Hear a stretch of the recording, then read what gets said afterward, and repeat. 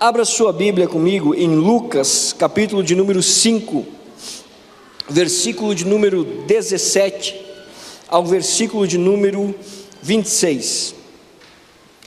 Vamos estar dando uma olhada nessa história tão conhecida de Lucas, mais uma das fantásticas e extraordinárias curas de Jesus, mas uma cura assim um pouco diferente, né? Porque envolveu mais pessoas que fizeram coisas extraordinárias nessa história. E eu queria meditar com você sobre ela hoje. Lucas capítulo 5, verso 17 ao 26. Se você não trouxe sua Bíblia, você pode acompanhar no telão ou espiar na do vizinho. Diz assim o texto sagrado: certo dia, quando ele ensinava, estavam sentados ali fariseus e mestres da lei, procedentes de todos os povoados da Galileia, da Judéia e de Jerusalém. E o poder do Senhor estava com ele para curar os doentes. Vieram alguns homens trazendo um paralítico numa maca e tentaram fazê-lo entrar na casa para colocá-lo diante de Jesus. Não conseguindo fazer isso por causa da multidão, subiram ao terraço e o baixaram em sua maca, através de uma abertura, até o meio da multidão, bem em frente a Jesus. Vendo a fé que eles tinham, Jesus disse: homem, os seus pecados estão perdoados. Os fariseus e os mestres da lei começaram a pensar: quem é esse que blasfema? Quem pode perdoar pecados a não ser somente Deus? Jesus, sabendo o que eles estavam pensando, perguntou: por que vocês estão pensando assim? Que é mais fácil dizer: os seus pecados estão perdoados, ou levante-se e ande? Mas para que vocês saibam que o Filho do Homem tem na terra autoridade para perdoar pecados, disse ao paralítico: eu lhe digo, levante-se, pegue a sua maca e vá para casa. Imediatamente ele se levantou na frente deles, pegou a maca em que estivera deitado e fora para casa louvando a Deus. Todos ficaram atônitos e glorificavam a Deus, e cheios de temor diziam: hoje vimos coisas extraordinárias. Essa história é muito conhecida na Bíblia. Ela é registrada por Mateus e por Marcos também, tá?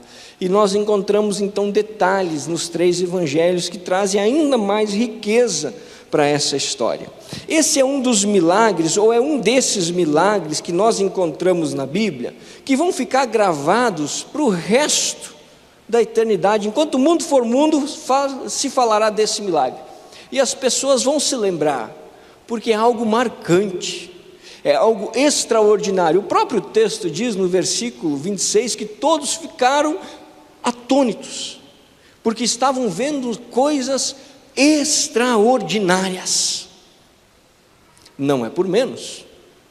Quantos de nós aqui podemos levantar a mão e dizer que vimos algum dia um homem paralítico voltar a andar imediatamente? Não é à toa que a Bíblia diz que eles ficaram espantados. Não é à toa que a Bíblia registra que aquilo foi um fato extraordinário. Nós vamos entender um pouquinho melhor essa situação. O que estava acontecendo? O que está por trás disso? Aonde é que aconteceu isso? Quem que eram esses sujeitos? Era uma reunião? O que acontecia naquela lá? Primeiro, nós sabemos, à luz do texto de Mateus, que o lugar onde Jesus estava era Cafarnaum, a cidade que serviu de base para o ministério de Jesus praticamente ao longo de todos os anos de seu ministério. Cafarnaum foi a sua base, o seu centro, o lugar onde Jesus mais atuou. E nós sabemos que a casa onde Jesus estava era nessa cidade. Então, sabendo que ali era o lugar onde Jesus costumeiramente atuava, é óbvio que nós temos a certeza de que a multidão se reunia ao redor, porque ali estava um homem que fazia sinais e maravilhas, que curava, restaurava e fazia coisas extraordinárias. Nós não sabemos se a casa era de Jesus, se era de algum conhecido, se era de algum amigo, não sabemos.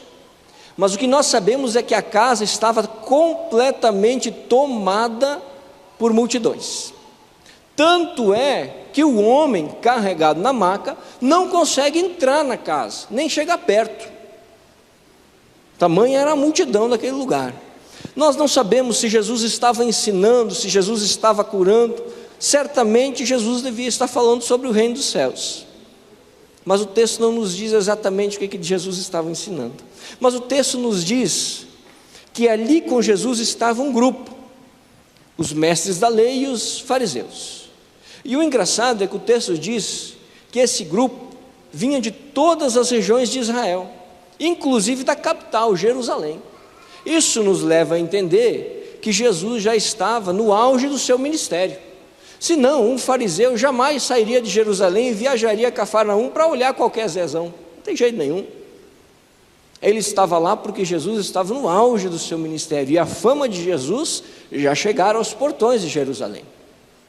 E os fariseus então estavam lá para observar aquele de que o povo tanto falava. Mas o texto também diz que existia um outro grupo.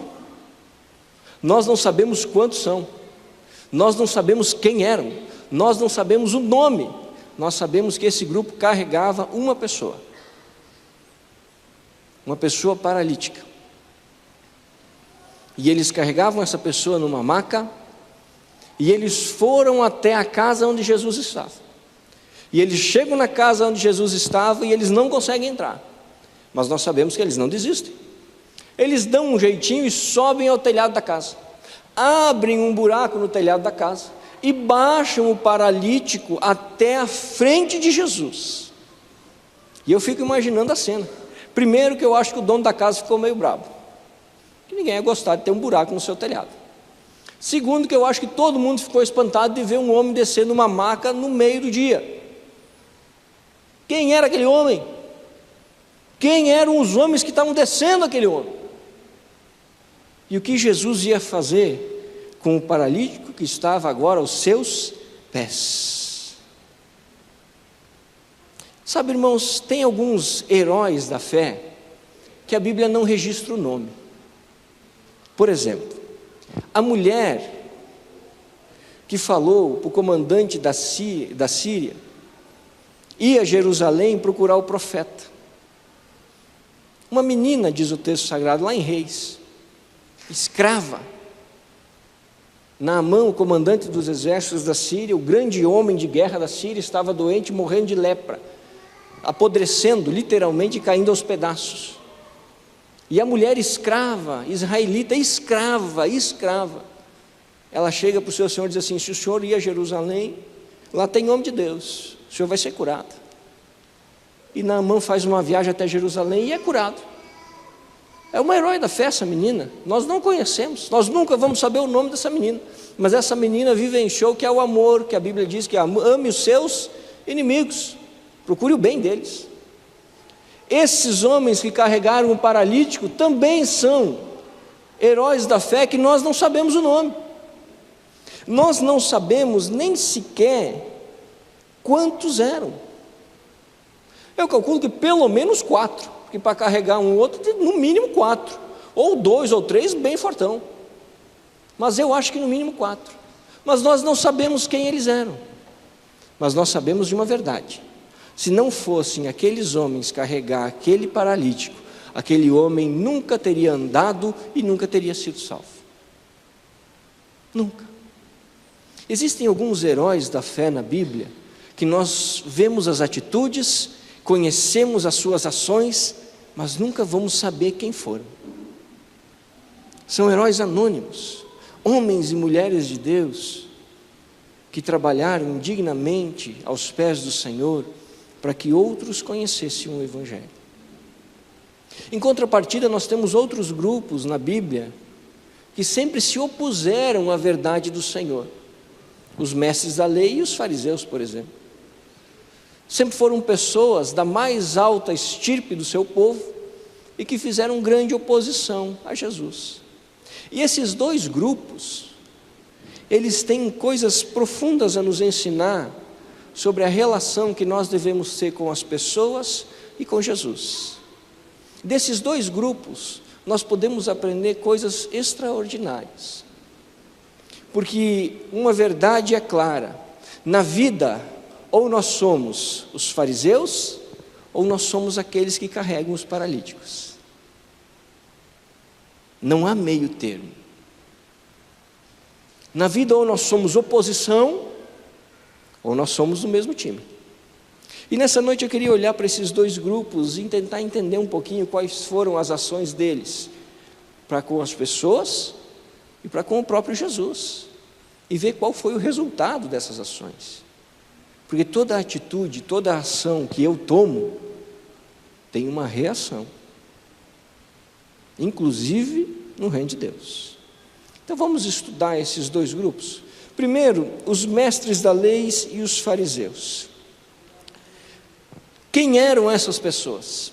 O versículo 17 do texto vai nos dizer que eram os mestres da lei e fariseus que vinham de todas as partes da nação. E ele faz questão de citar as partes. Diz que vinham de Jerusalém, Galiléia e Judéia.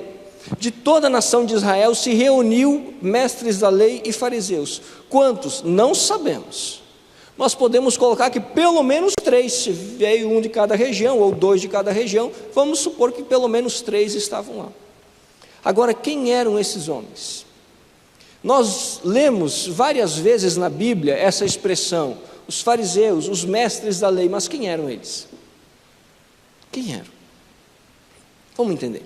Os mestres da lei eram os homens que copiavam e interpretavam a lei de Moisés. Você tem que lembrar comigo que naquela época não existia uma tecnologia de papel que existe hoje. Quanto tempo dura uma Bíblia hoje se você usá-la e deixá-la numa estante? 30, 40, 50, 60, 70 anos, 80? Ela vai estar amarelada, mas você consegue ler. Naquela época, os pergaminhos nem de longe chegavam a esse tempo. De jeito nenhum.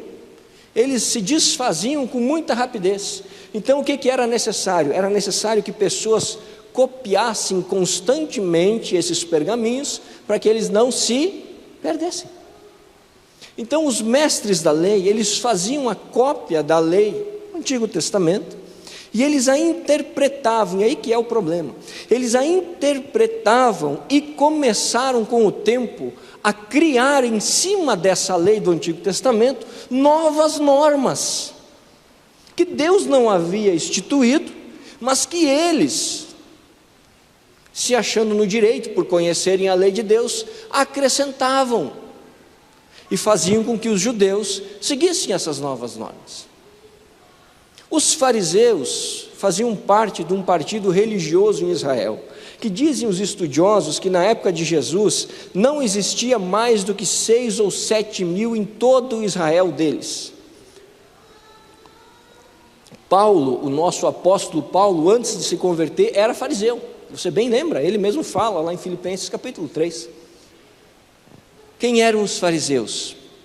Eram homens que se dedicavam ao cumprimento restrito, específico e fiel de toda a lei, tintim por tintim, detalhe por detalhe, com uma precisão milimétrica. O problema é que esses homens queriam viver o que eles não entendiam, e com isso eles se tornavam então religiosos extremistas. E você bem lembra, lendo os evangelhos, que os fariseus foram os grandes inimigos de Jesus durante o seu ministério. Ninguém fez tanta oposição a Jesus em Israel quanto os fariseus. E você bem lembra, pelo relato de Mateus, Marcos e Lucas, que durante o julgamento de Jesus, os mestres da lei estavam lá também, julgando e dando o seu aval para a morte do Senhor. Podemos tirar então uma conclusão: quem estava ali naquela casa em Cafarnaum eram as pessoas mais preparadas de todo Israel, as pessoas que mais tinham conhecimento sobre a lei de Deus em toda a nação, sabiam de cor, letra por letra, palavra por palavra, sentença por sentença da lei de Moisés. A dedicação deles era de vida, eles passavam a vida estudando aquela lei e buscando vivê-la irrestritamente. O problema é que, mesmo sendo os mais capacitados, mesmo sendo pessoas dedicadas, eram religiosos fanáticos que não entendiam o que procuravam viver, e por isso viveram errado, e por isso se tornaram oposição. Tem um camarada, Ernest Cheshire, sobrenome estranho, que ele diz um negócio assim: as multidões ignorantes daquele lugar tinham mais discernimento espiritual que aqueles mestres da lei que estavam ali naquela casa. Porque uma coisa é você conhecer e decorar o texto, outra coisa é você entender o que o texto está dizendo. Você pode decorar a Bíblia e jamais entender o que ela está falando, e viver de maneira completamente contrária ao texto que você mesmo decorou e que eu decorei. Esses eram os mestres da lei, esses eram os fariseus. Eles eram religiosos e estavam ali ouvindo Jesus e vendo o que Jesus fazia, não porque eles queriam aprender, não porque eles estavam ali com o coração aberto para que a vida deles melhorasse, de jeito nenhum. Eles estavam ali em missão de espionagem, porque o nome de Jesus já chegara aos portões de Jerusalém, e os líderes religiosos estavam preocupados, porque Jesus era o homem que arrastava multidões. E os mestres da lei, e os fariseus, e os líderes religiosos da época, estavam preocupados de perder o seu poder, e entenda-se de poder também, finanças. Então esses homens não estavam em Cafarnaum para ver Jesus e aprender o que Jesus estava ensinando. Eles não estavam ali com o espírito aberto, com o coração aberto. Eles não estavam ali dispostos a aprender aquilo que Jesus estava falando. Eles não olhavam para Jesus como um mestre, eles olhavam para Jesus como um inimigo, como um concorrente, como alguém que precisava ser derrotado, como alguém que ameaçava a vida deles e tudo que eles haviam construído até então. Diferente da multidão, diferente daqueles homens que carregam um paralítico e que olham para Jesus como a única esperança da sua vida, os mestres da lei e os fariseus olham para Jesus com desdém, com soberba, com arrogância. Olham para Jesus com aquele pensamento: esse homem não tem nada para me ensinar, eu já sei mais, eu sou o mestre, é um filho de carpinteiro, até poucos dias fazia mesa e cadeira, e agora quer se levantar como mestre em Israel? Eu estudei a minha vida inteira para ser mestre, eu sim sei o que eu estou falando. Esse era o pensamento daqueles homens. E se dependesse daqueles homens, aquele paralítico jamais teria sido salvo, muito menos curado. Vamos entender o porquê. Porque existia em Israel uma ideia que afirmava o seguinte: se você nasceu com algum problema físico, é castigo de Deus pelos pecados dos seus pais. Seus pais pecaram e a punição veio sobre você. Ou Deus te castigou de antemão, porque Ele sabia que você seria uma pessoa terrível sobre a terra, então Ele já lhe castigou. Por isso que as pessoas que tinham deficiência física em Israel eram tratadas como lixo, não tinham valor nenhum. Detalhe, esses mestres da lei e esses fariseus nem sequer conversavam com pessoas assim, porque as consideravam pecadoras, e se são pecadoras, eu não me misturo, porque eu sou um cara justo, então fique você com o seu pecado para lá, eu sou justo. Assim eram os fariseus. Se dependesse deles, aquele homem continuaria paralítico e continuaria sem ser salvo. Na visão deles, aquele homem não merecia a misericórdia de Deus, não merecia a graça do Altíssimo. E é por isso que quando Jesus cura aquele homem, eles ficam pensando na mente deles: esse camarada está blasfemando. além de mentiroso, é blasfemador, porque ele está fazendo algo que ninguém pode fazer senão o próprio Deus. E aqui nós precisamos entender o contexto também. Na cabeça do judeu na época de Jesus, somente Deus podia perdoar pecados, e realmente eles estão certos nesse ponto, porque o pecado é uma afronta direta à santidade de Deus, qualquer um, e somente Deus pode perdoar pecados. Então um homem jamais poderia chegar e dizer assim: os teus pecados estão perdoados. Jamais, em lugar nenhum poderia acontecer isso. Só Deus tinha essa autoridade. E quando Jesus chega para aquele paralítico aos seus pés, deitado na maca, e diz assim: homem, os teus pecados estão perdoados, aqueles fariseus começam a fulminá-lo na sua cabeça, começa a sair fumacinha das suas cabeças, porque eles começam a imaginar: não, isso é impossível, um homem não pode perdoar pecados, é só Deus quem pode perdoar. E eles estavam certos, meus irmãos, o pensamento deles era real. O problema é que eles não conseguiam entender quem era Jesus. Quem era Jesus? Se eles tivessem falado isso, ou pensado isso para qualquer outro homem na face da terra, eles estariam 1000% corretos. Mas eles pensaram isso de Jesus. Por quê? Porque eles não conheciam e não conseguiam compreender realmente quem Jesus era. Por isso que veio o milagre. E aqui é interessante também entender a história.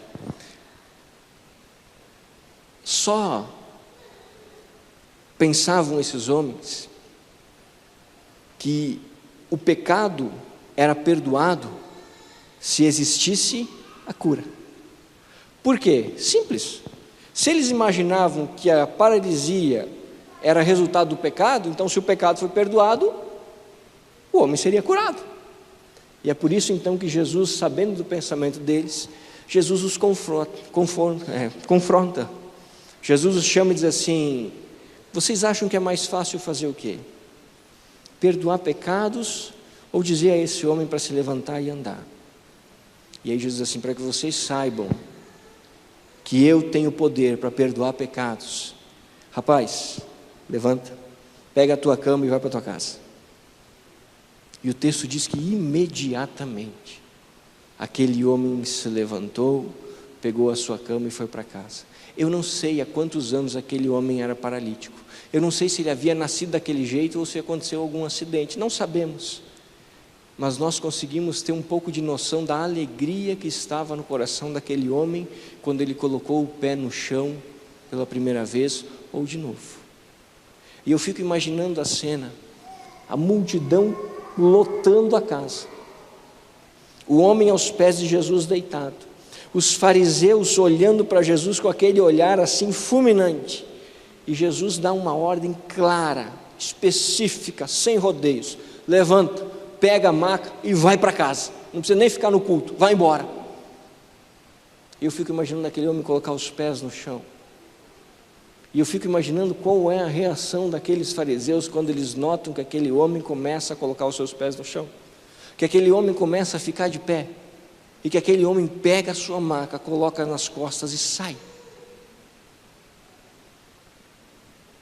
Aqueles homens, mestres da lei e fariseus, têm a comprovação definitiva de quem estava diante deles não era o filho de um carpinteiro, mas era o Deus vivo todo-poderoso.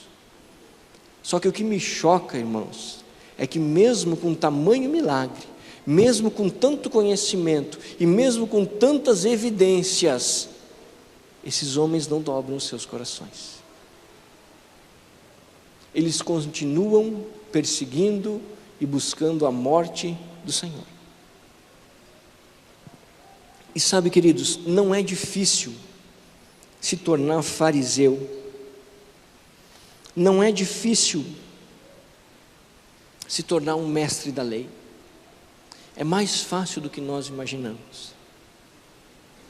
Às vezes nós não percebemos, mas é muito fácil estarmos na posição daqueles homens que confrontaram Jesus. É muito fácil julgar os outros e suas ações.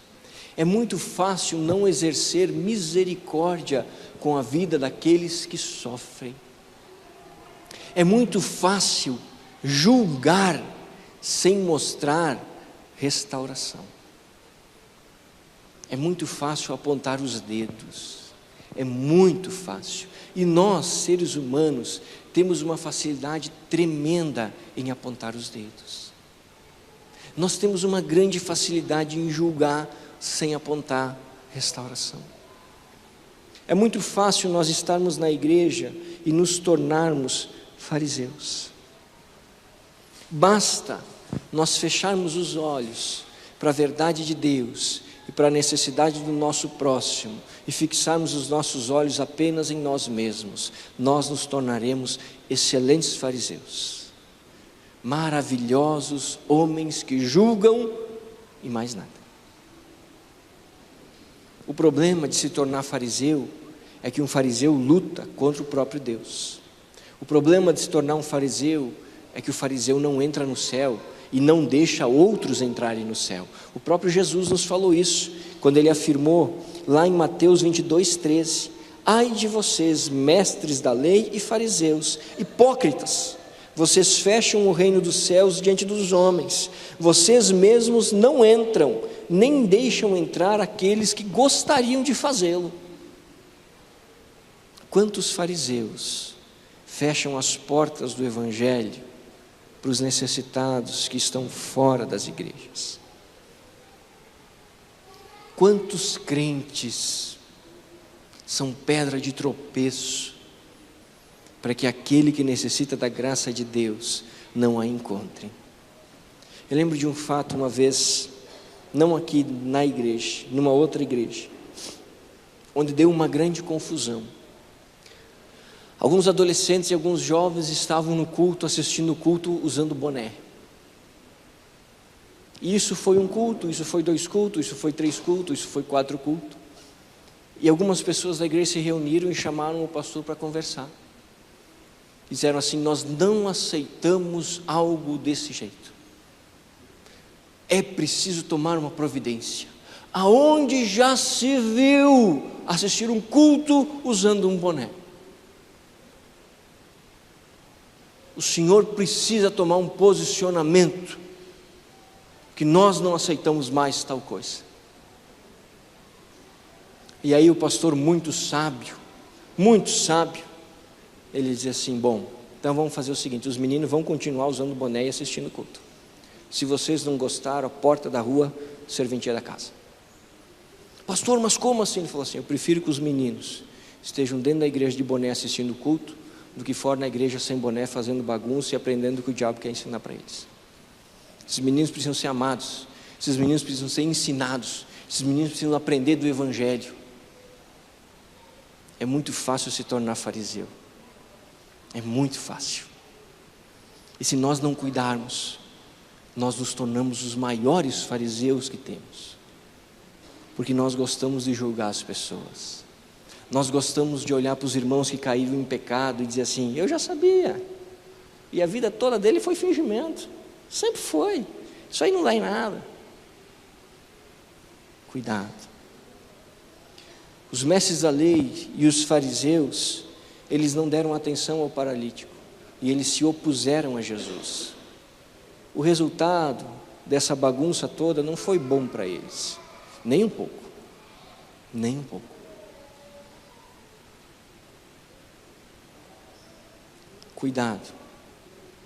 Cuidado, para que você ou para que eu mesmo não venhamos a nos tornar pedra de tropeço para pessoas que precisam ouvir da graça de Deus. Mas existia um segundo grupo naquela casa, e eu confesso para vocês que esse segundo grupo sempre me encantou, e eu gostaria demais de saber o nome dessa gente, mas a Bíblia não diz. Eram as pessoas ou os amigos do paralítico. O texto diz que esses personagens extraordinários, fantásticos, carregaram aquele homem da casa dele até aquele lugar. A gente não sabe qual foi a distância, mas se você já teve que carregar alguém, você sabe que 10 metros é pesado, é muito pesado. E se você teve que carregar alguém doente, você sabe que é mais pesado ainda, porque você fica preocupado em não fazer nada de errado para piorar a situação do cara. E o texto diz que aqueles sujeitos pegaram aquele homem, colocaram na maca e o levaram até Jesus. Nós não sabemos o nome desses homens, nós não sabemos quantos eram, isso não importa, porque o que nos interessa é a atitude que eles tomaram. Estes homens nos mostram que qualquer um que acredita em Jesus, pode se tornar um promotor de salvação. Qualquer um. Não precisa ter um conhecimento apurado, não precisa ter anos de estudo, não precisa ter livros na cabeça, não precisa ter uma condição extraordinária, nada disso. Basta crer em Jesus para que você possa se tornar um promotor de salvação. Alguém por quem outras pessoas se achegarão ao Senhor Jesus. Se não fosse esses homens, o paralítico jamais teria sido curado. Se não fosse esses homens, o paralítico jamais teria sido salvo. Se não fosse esses homens, essa história jamais teria sido contada para mim e para você.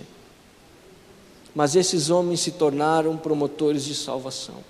Eles se tornaram caminhos pelos quais o necessitado, o perdido, o aflito, o pecador encontrou a graça, o perdão, o amor e a restauração de Deus. E todos nós que cremos em Jesus podemos nos tornar promotores de salvação. Eles acreditavam em Jesus, eles tinham esperança e confiavam no poder de Jesus, senão não teriam levado aquele homem de maca até aquela casa. Eles sabiam que Jesus podia fazer algo que mais ninguém podia fazer. Eles sabiam que Jesus era a única esperança que eles poderiam ter num caso que não existia mais nada que os homens pudessem fazer. E por isso que eles pegam aquele homem, colocam numa maca e o levam até Jesus. Eles não tinham um conhecimento refinado, não eram mestres de conhecimento, não eram pessoas muito importantes, mas eram pessoas que tinham fé. E o que nós precisamos antes de qualquer coisa é fé. É fé. Fé não em nós mesmos, fé não em igrejas, mas fé em Jesus, o Senhor de todas as coisas. Aqueles homens carregaram aquele paralítico e eles chegaram na frente daquela multidão e eles não desistiram. Eles subiram com aquele paralítico no telhado da casa, e eu não faço a mínima ideia como é que eles conseguiram fazer isso. E quando chegaram no telhado da casa, eles abriram o telhado da casa de uma maneira que pudesse passar uma maca, e eles desceram aquele paralítico com faixas, panos, sei lá o que, até a frente de Jesus, porque eles acreditavam que Jesus poderia fazer alguma coisa por aquele homem que eles não poderiam fazer. Assim precisamos acreditar nós. Assim precisamos olhar nós para os paralíticos que estão fora, lá, que trabalham conosco, que vivem conosco, dos necessitados que vivem conosco. Nós precisamos olhar para eles e ter fé de que Jesus pode fazer por eles o que eles necessitam. E precisamos ser instrumentos para que eles se acheguem a Cristo. Percebam a grande diferença entre os dois grupos. Um grupo afastava as pessoas de Jesus, o outro levava as pessoas a Jesus. E na vida é assim: ou eu aproximo as pessoas do meu Senhor, ou eu afasto as pessoas do Senhor. E as consequências elas vêm. Esses homens me ensinam que nós podemos ser promotores de salvação. E mais, eles me ensinam como é que nós fazemos para sermos promotores de salvação, para sermos o trilho pelo qual as pessoas se achegarão a Deus. Como é que a gente faz isso? Eles nos ensinam. Primeira coisa, tendo a visão do necessitado. Eles viram o paralítico e eles sabiam que aquele homem precisava de Jesus. Eles não desviaram o olhar. Eles não buscaram fazer outra coisa para esquecer a necessidade daquele homem. Não. Eles viram a necessidade daquele homem que estava com eles. E talvez isso seja o que a igreja mais precisa entender. Qualquer pessoa que não conhece a Jesus é um necessitado. É um necessitado. E nós precisamos olhá-los dessa maneira, para que sejamos levados à ação, a termos atitudes que os levem para próximo de Deus. Primeira coisa, para ser um instrumento que traz as pessoas para próximo de Deus, para ser um promotor de salvação, é ter a visão do necessitado. Quem são os necessitados que trabalham com você? Quem são os necessitados que moram perto de você? Quem são as pessoas que estão precisando de Jesus, que estão do lado de você? Veja, olhe, abra os olhos às pencas, aos milhões. Aqueles homens olharam o paralítico e fizeram alguma coisa. Eles não desviaram o olhar. Segunda coisa que é necessária, eles tiveram um coração disposto a ajudar.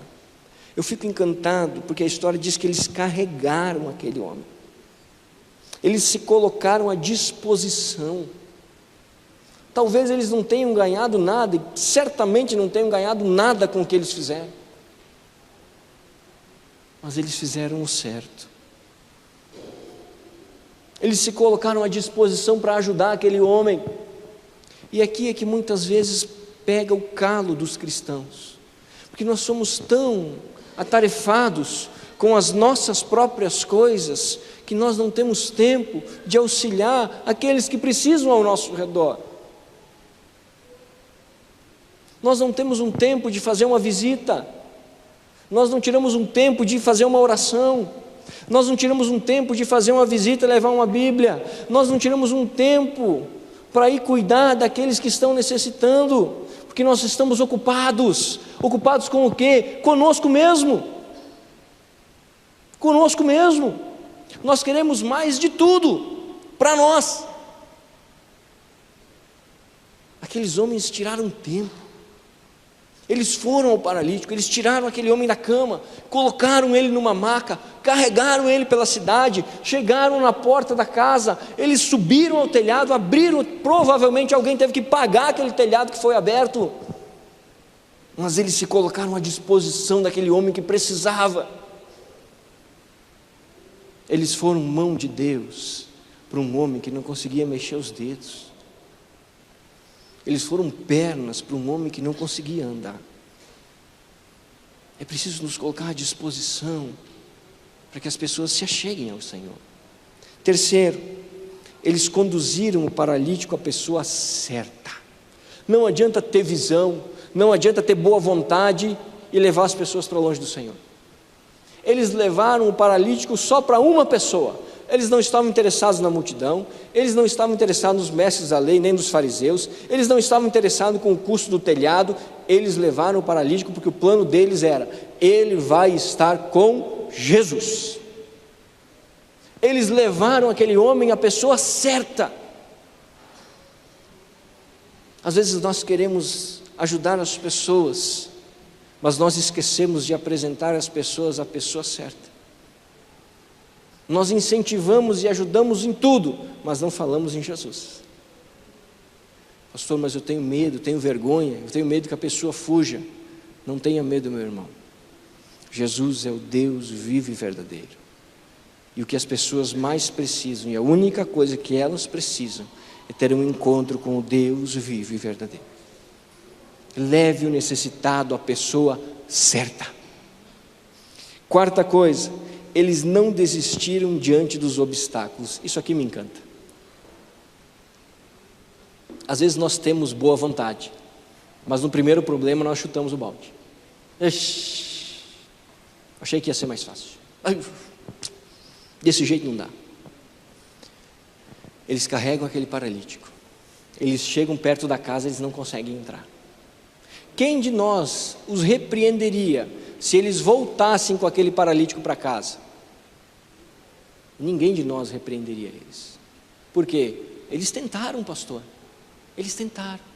Sim, eles tentaram, mas se tivessem voltado para casa, teriam tentado em vão. Teriam desistido no primeiro obstáculo e teriam perdido. Eles veem a multidão, eles dão a volta. Eles veem a casa, eles sobem. Eles veem o telhado, eles arrancam. Eles veem a altura, eles amarram as faixas e descem o homem até embaixo. Eles superam todos os obstáculos, todas as dificuldades. Eles não param no primeiro problema, eles vão além, eles dão um jeito. Por quê? Porque eles tinham visão, porque eles tinham dedicação, porque eles precisavam apresentar aquele homem à pessoa certa. Nem que para isso fosse necessário pagar um telhado, nem que para isso fosse necessário ficar exausto nos seus braços e nas suas pernas, mas eles tinham uma missão, e a cumpriram. E assim precisamos ser nós. Quando ajudamos aqueles que estão conhecendo a Jesus, precisamos entender que eles terão dificuldades, e muitas, se nós não estivermos ali para ajudá-los, se nós não ajudarmos a superá-los, não adiantará nada. Não adiantará nada. Quinta coisa, eles suportaram aquele que não podia se sustentar por si próprio. Essa é uma lição espiritual. Aquele homem não conseguia caminhar. Eles o suportaram na maca. Em cima do telhado, aquele homem não conseguia pular para baixo. Eles o suportaram nas faixas. Nós precisamos suportar aqueles que não conhecem a Cristo em oração, sustentá-los. Nós precisamos sustentar aqueles que não conhecem ao Senhor em oração. Nós precisamos sustentar aqueles que estão fracos na fé, aqueles que estão abatidos, aqueles que estão guerreando com o inimigo, aqueles que estão trilhando o caminho da verdade. Nós precisamos sustentá-los. Como, pastor? De joelhos dobrados. Quais são as pessoas pelas quais você ora todo dia, dizendo: Senhor, fortalece o fulano, Senhor, não deixa o fulano se perder, Senhor, toca no coração do fulano, Senhor, olha, quais são as pessoas que você tem sustentado com os seus joelhos? Aqueles homens sustentaram o paralítico, eles fizeram força, e eles aguentaram até que aquele homem foi curado. Às vezes é necessário perseverar sobre o tempo. Quantas mães oram diariamente, 5, 10, 15 anos, até ver os filhos rendidos ao caminho do Senhor? Quantos filhos oram diariamente pelos pais, anos e anos, até vê-los rendidos ao coração do Senhor?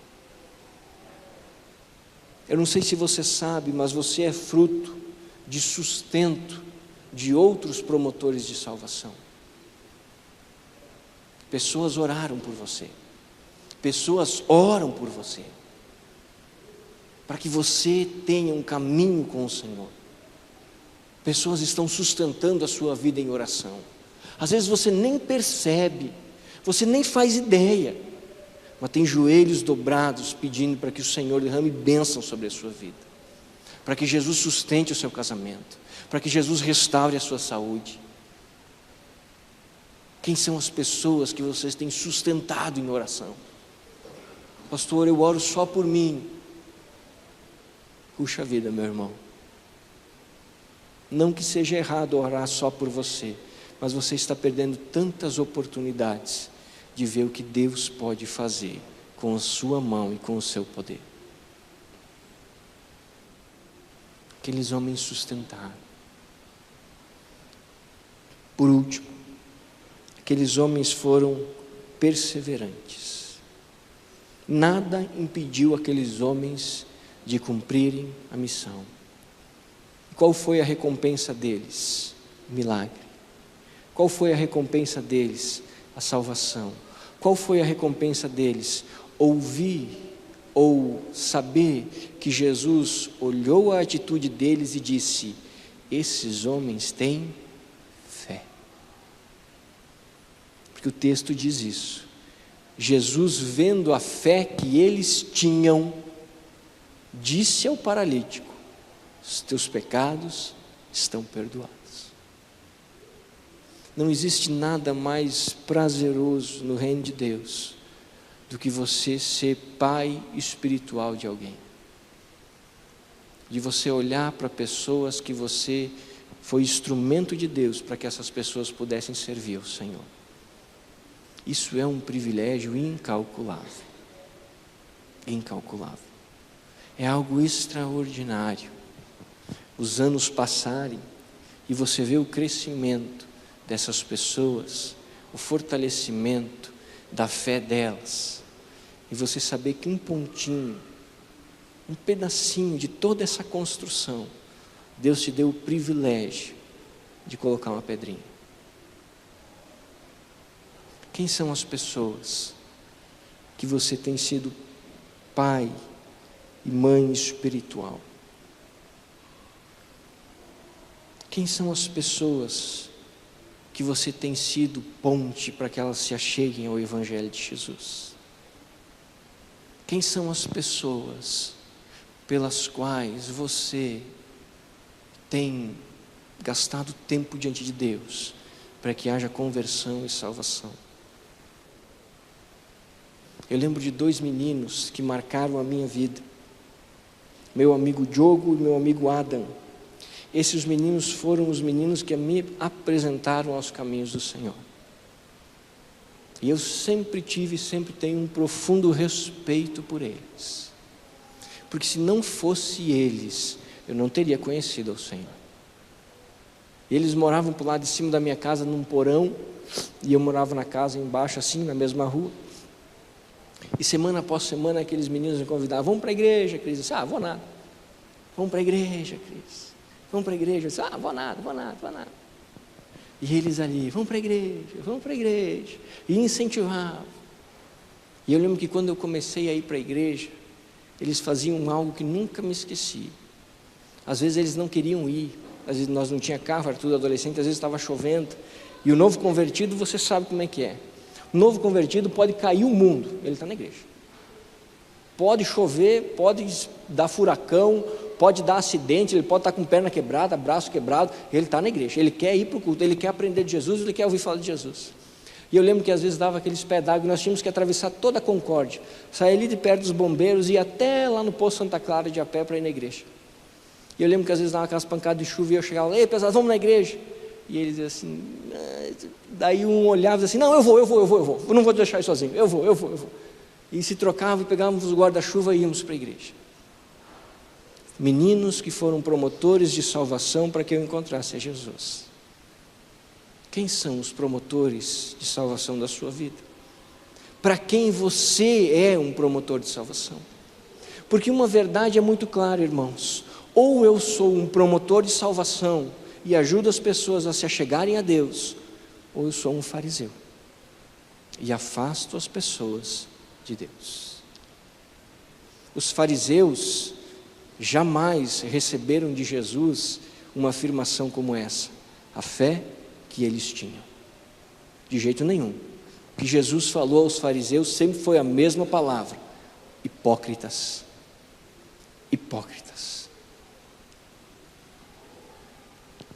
Nessa noite eu queria desafiar você, como eu faço todos os domingos, mas eu queria desafiar você a tomar uma postura que mudasse a tua trajetória de vida. Você já conhece ao Senhor. Deus tem feito tantas coisas na sua vida. Deus tem feito coisas extraordinárias na tua história. Mas eu queria desafiar você com uma pergunta: o que é que você tem feito por aqueles que não conhecem a Jesus? O que é? O que é que você tem feito para que aqueles que não conhecem ao Jesus venham a conhecê-lo? Efetivamente, você, o que é que você tem feito? Eu queria que você pensasse nessa pergunta e eu quero orar pela sua vida. Feche teus olhos.